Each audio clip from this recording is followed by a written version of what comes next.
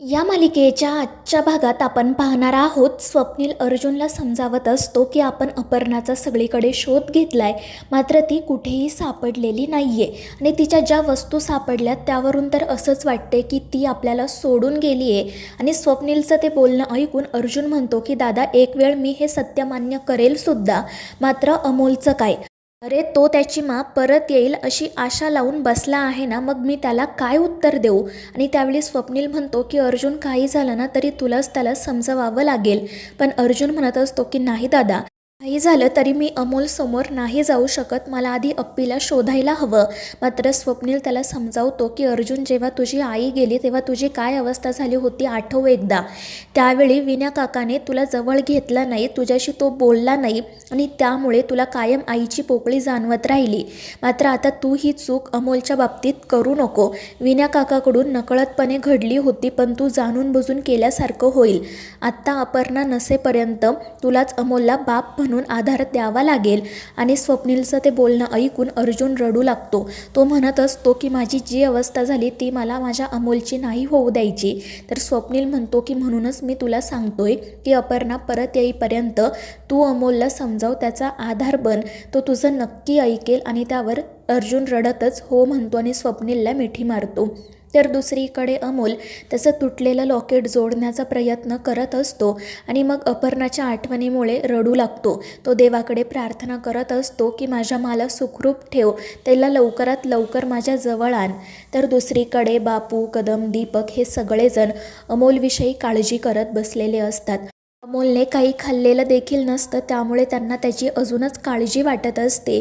पुढे काय करायचं, अमोलला आणि अर्जुनला कसं सांभाळायचं याच विषयी ते बोलत असतात. तितक्यात मग रुपाली, मोना त्या ठिकाणी येतात. त्यांनी अर्जुनसाठी टिफिन आणलेला असतो. त्या दीपकला म्हणतात की अर्जुन भाऊजींना आज तरी काहीतरी खायला सांग, त्यांनी 2 दिवस झाले काही खाल्लं पिल्लेलं नाही आहे, अशाने त्यांची तब्येत अजून बिघडेल. आणि त्यावर दीपक हो म्हणतो. त्यानंतर मग बापू आणि कदम अर्जुनला भेटण्यासाठी हॉस्पिटलला जाण्यासाठी निघतात. पण तितक्यात स्वप्नील अर्जुन घरी येतात. अर्जुनला घरी आलेलं बघून सगळ्यांनाच आश्चर्य वाटतं आणि मग स्वप्नील त्यांना हॉस्पिटलमध्ये घडलेला प्रकार सांगतो. आणि मग त्यानंतर बोलता बोलता रुपाली अमोलविषयी सुद्धा अर्जुनला सगळं काही सांगते. अमोलने स्वतःला खोलीत कोंडून घेतलंय हे कळल्यावर अर्जुनला धक्काच बसतो. घरातील सगळेजण त्याला विनंती करतात की अर्जुन, आता तूच जाऊन अमोलसोबत बोल, त्याला समजाव. मात्र अर्जुन म्हणत असतो की मी अप्पी नसताना अमोलसोबत कधीच बोललो नाही, मला भीती वाटते. मात्र स्वप्नील म्हणतो की अर्जुन, आधीच उशीर झालाय, आता अजून उशीर करू नको. आणि मग अर्जुन अमोलसोबत बोलायला जातो. तर स्वप्नीलही त्याच्या खोलीत जाण्यासाठी निघतो. मात्र बापू त्याला अडवतात आणि विचारतात की स्वप्नील सर, तुम्ही अप्पीचा शोध घेतला ना, मग मला सांगा तुम्हाला काय वाटतं. तर स्वप्नील म्हणत असतो की बापू, आता मला काही बोलायचं नाही आहे. पण सगळेजण स्वप्नीलला म्हणतात की जे काही असेल ते खरं खरं सांग. आणि त्यामुळे स्वप्नील म्हणू लागतो की आम्ही सगळीकडे शोध घेतला, मात्र अपर्णा कुठेही सापडलेली नाही आहे. आणि ज्या ठिकाणी अपघात झाला त्या ठिकाणी तर सगळा चक्काचूर झाला आहे.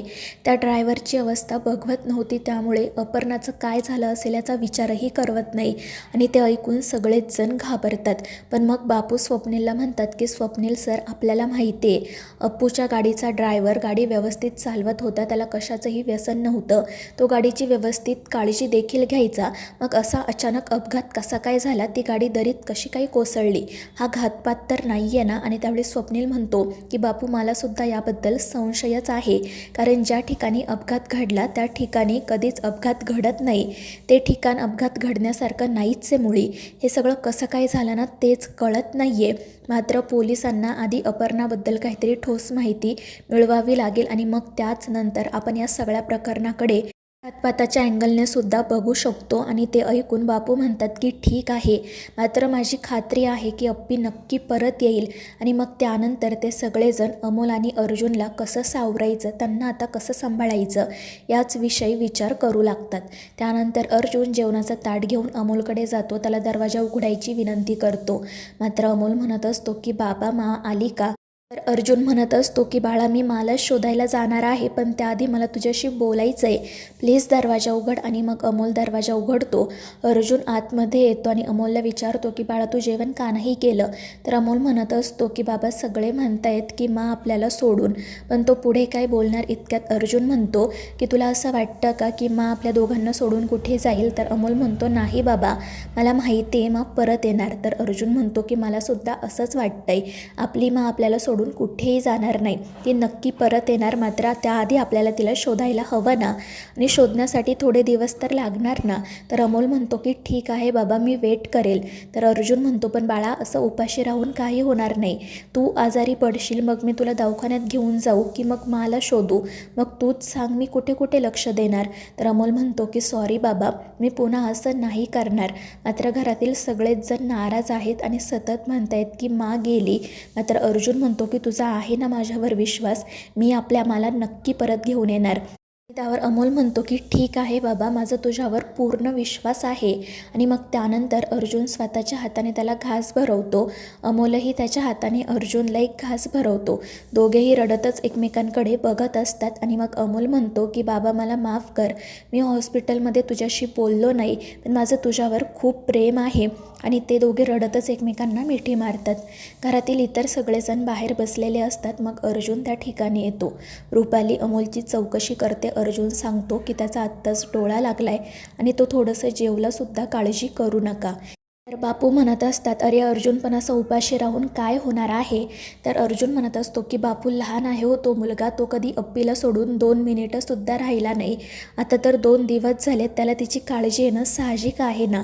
तर रुपाली मध्येच म्हणते की हो ना, अपर्णा गेली आहे ही गोष्ट आपल्याला मान्य करणे इतकं जड जाते, तर त्याला किती त्रास होत असेल. आणि ते ऐकून मग अर्जुन खूप चिडतो. तो म्हणू लागतो की रुपाली वहिनी हे काय बोलताय तुम्ही, मी तुम्हाला एकदा सांगितलं ना अप्पी आम्हाला सोडून कुठेही जाणार नाही, मग तुम्ही पुन्हा पुन्हा तेच का बोलताय. आणि मग दीपकसुद्धा रुपालीवर ओरडतो आणि तिला सांगतो की या काळात आपल्याला एकमेकांचा आधार बनण्याची गरज आहे. त्यामुळे रुपाली गप्प बसते.